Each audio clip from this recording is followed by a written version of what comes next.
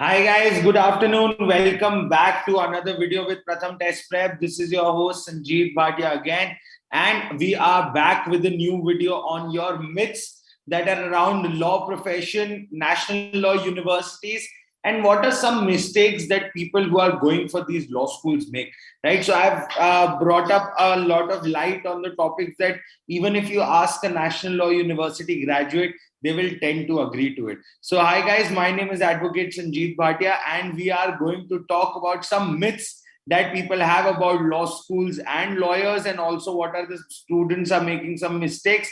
We are talking about them also, right? So before we go move ahead on this video, please do make sure that you hit on the like, share, and subscribe button, and also don't forget to hit on the bell icon for those regular updates.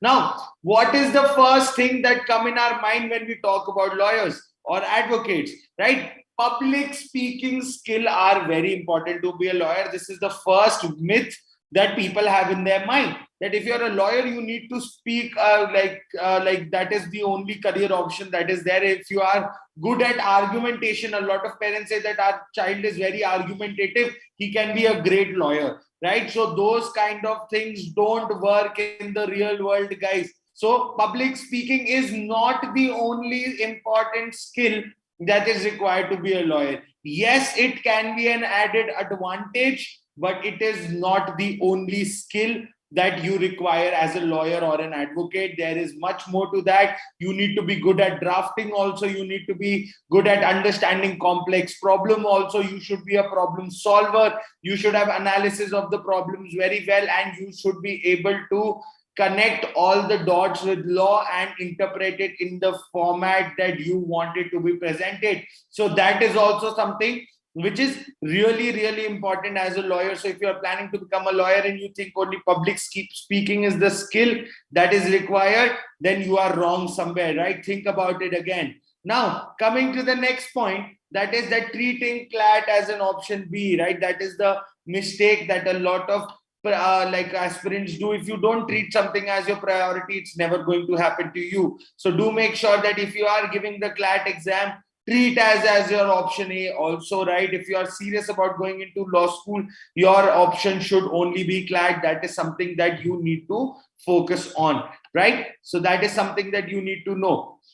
Next thing that comes about CLAT and the mistake that aspirants make, that math is the lowest weighted subject. So they think that it is not important. So if you're thinking that maths is not important, you are going wrong, because they also think that leaving a complete section or a part of the exam is going to help them to crack the paper. So guys, I am going to tell you a very, very interesting factor. So most of the people, 60 to 65% of the people in these top law schools are from science background. So if any one of you is planning to go for the CLAT exam, imagine the number of aspirants you'll be getting into with, and they all will be coming from science background. If you are someone who's from commerce background or also someone who's from humanities background, you guys will be lagging behind in mathematics and logical reasoning, because science background students work really, really hard on their analytical skills because they are solving physics and mathematics. So if you are someone who's not good at maths and is not studied maths after class 10, do make sure that you are practicing really well in the mathematics section and not skipping on any of the sections because you are not comfortable with it. Your comfort doesn't matter in the paper. You have to get more than 50% of marks in any of these examinations to survive, to go to these national law schools. So if you are planning to get into any of these NLUs, do make sure that you are studying for the entire course and you are not leaving any of the sections that are there. Do make sure that you are completing your entire course before going for the CLAT examination, right? So I hope that is something that is clear for you. And also, if someone has given you the wrong knowledge that you can leave a section and also still clear the paper, that's not very true. You need to perform in each and every section above average. That's how you are going to be in a national law university. That's how you are going to land up in a national law university. So you need to remember that also very, very clearly. Now, coming to the next part is that more number of hours means that higher chances of selection. That is a foolish thing to think again. right? If you're thinking मैं ज़्यादा घंटे पढ़ के मेरा admission पक्का हो जाएगा, ऐसा कुछ भी नहीं होने वाला.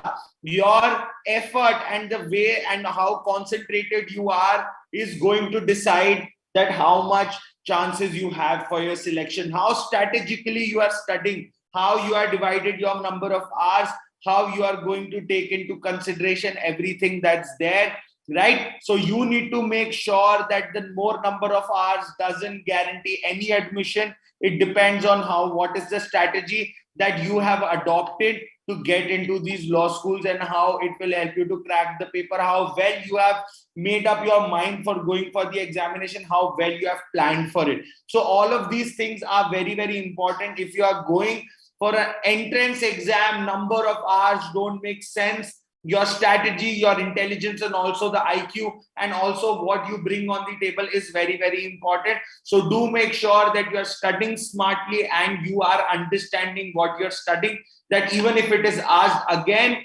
inside your examination, you will be able to answer the question without even solving it. So that is the kind of memory you have to function with if you are going for a selection process in the entrance exams like CLAT, AILET, SLAT, and MHCET. Now, attempting mocks, right? A lot of students will start attempting mocks soon because there are 4 months left to the CLAT or other examinations. You can see that they will start attempting the CLAT mocks right now.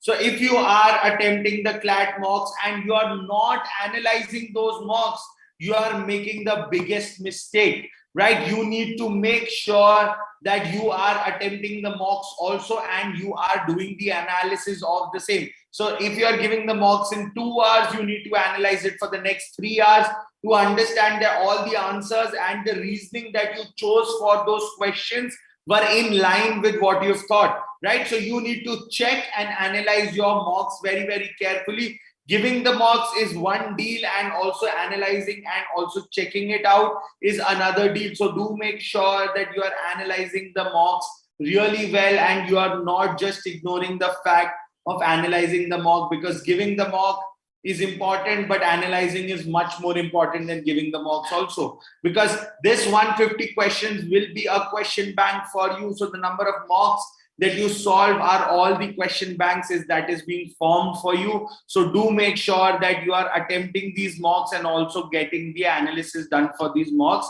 correctly. So that is something which is really, really important for you guys. Now, consistency, right? If you are not consistent in your effort and going for a law entrance exam, you are probably not going to succeed. Why? Because if you are not consistent, your aptitude and your skill is not getting sharpened on the daily basis. You have to sharpen your skill on the daily basis, and only if you do that, if you solve 10 to 15 questions every day, if you're solving logical reasoning every day, so that is something that is going to provide you with success. If you are studying once a week or on the end of the week, then definitely there is a lot on stake for you. Do make sure that you are understanding what you're doing right now. So studying every day, practicing every day, and giving some time of your day for your entrance preparation will guarantee you success in these examinations. So do make sure that you are practicing each and every day and you are not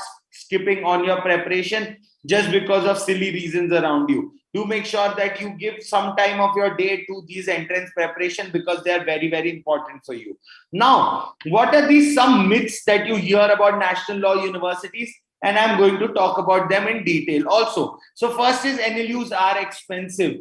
Yes, NLUs are a little expensive, but if you consider the kind of placements that they give, they are not that expensive. The fees of National Law University ranges from 2,15,000 to 2,45,000 per year. So it takes 12 to 15 lakhs to complete your complete education from a National Law University. So that depends on what kind of structure you are looking for. If you're looking for a regional college, then obviously the fee structure will be lower on that part. But if you're considering National University as a pick for yourself, then NLUs are on a little bit expensive side. So do make sure that you're considering that factor also.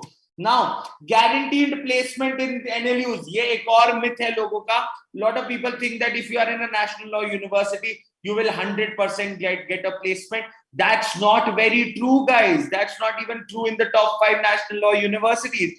There is no guarantee of placements in any college across the world, right? Your college might be great, your university might be very renowned. That's why you might have a better chance at getting a placement, but there is nothing called guaranteed placements in national law universities. So if any one of you thinking is just by studying in an NLU, I will get a placement, you are very, very wrong here. You have to work really hard in those 5 years to get placements, right? So there is no guarantee of placements, even if you are in the top 5 national law universities.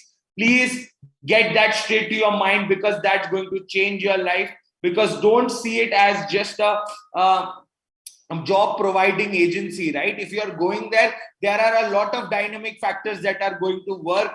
If you are studying in a national law university, and your interest might also swing here and there, so there is no guarantee of placement. There are no companies saying that while entering the university campus that we will take 2 candidates or we will take 5 candidates.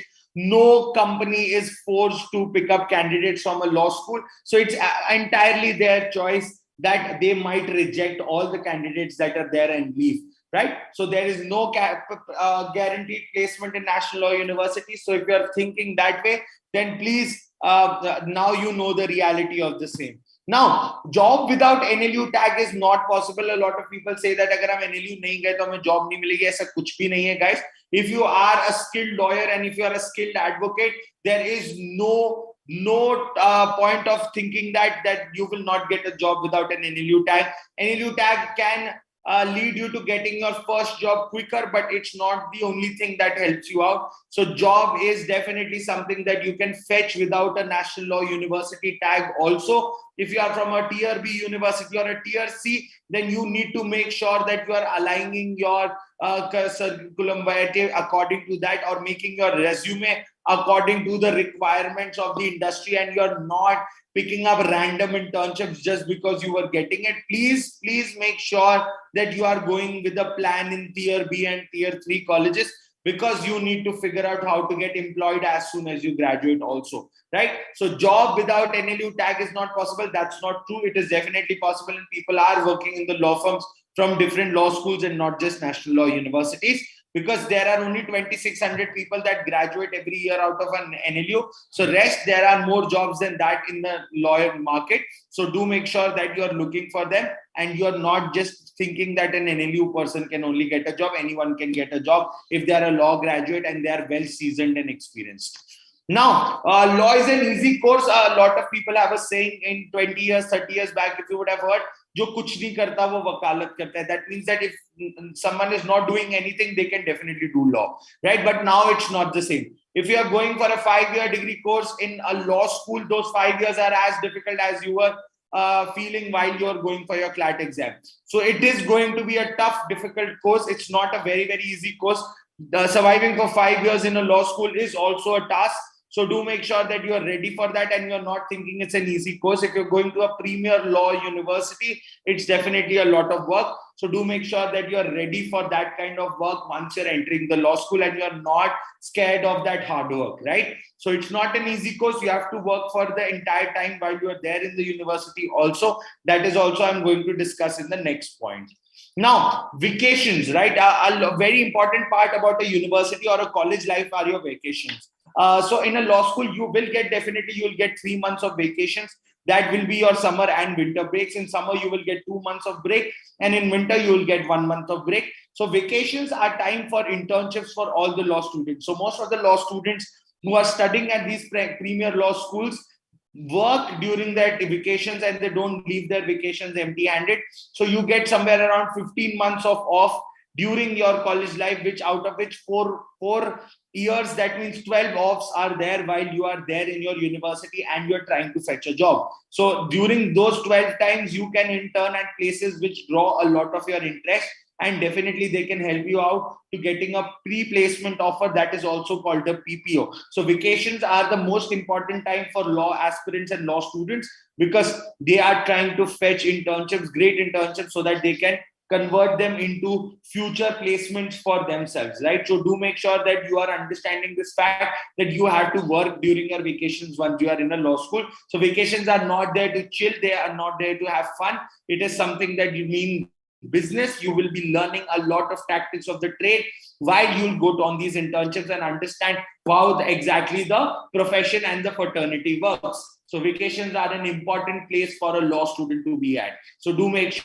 that you are considering that factor also as something that you will consider working during your vacations, because that will give you a lot of insights and lot of experience. Now, BBA LLB, the best course for corporate law. So there is nothing called corporate law. Corporate law is a subject in your law school. It is not a field of practice. Corporate law is included in your LLB honors, right? So you'll be studying legal bachelors, which is your LLB, which has corporate law as a part of it. So BA LLB or BBA LLB or BA or BBA has nothing to do with your relation with studying of corporate law. So if you want to be in mergers and acquisitions, securities, capital markets, or you want to get into trademarks, or you want to work into a corporate law firm, then definitely none of these courses are going to change what you're going to get as a placement, because all of them provide equal opportunities. So BBA LLB or BA LLB or nothing, no other course is going to make a difference in the career options that you pick up in the future.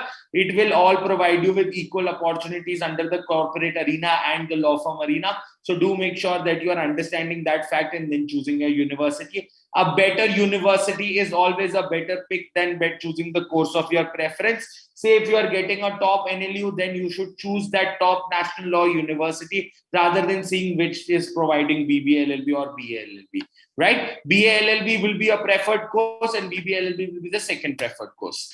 Now, cracking CLAT and rest will be sorted. I told you that law school is not a joke. So you have to work hard once you even get into these law schools, and cracking CLAT will not sort it all out. You have to definitely work hard for your sustenance in these law school and also for getting a placement. So rest will all not be sorted. You have to work hard once you even get into these law school. So don't feel rested once you have cracked your CLAT also. And if you are watching this video, and even if you haven't cracked your CLAT, don't rest during your college time. Do make sure that you are making up for those 5 years completely, right? A lot of students make a mistake, and this is a very, very common mistake that I've seen students making while they're choosing their courses, that they only choose the college that they think that they've heard about, right? They say they choose IP university, a random college out of IP university, by saying that they heard that it is a good college.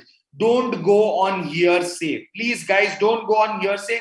Ask the alumni, ask the people who have graduated from these law schools and they are working somewhere. उनसे पूछे कि course कैसा है, how is the university, what is the alumni connect in the university, how difficult it is to find a job, what do you think that you could have done in those 5 years to upskill yourself, and how I can implement the same. You need to ask all those questions with the people who have studied in those colleges and they have done those courses. So do make sure that you are not getting into any of this without getting consulted with any of the person who's a part of the fraternity. Do make sure that you are taking care, that you are talking to people who have done these courses, studied from those universities, and are all part of the fraternity right now and working on regular basis. So those kind of people will help you to understand that yes, this is a college that you should join, or no, this is not the right college for you. So do make sure that you are talking to people and getting a perspective about the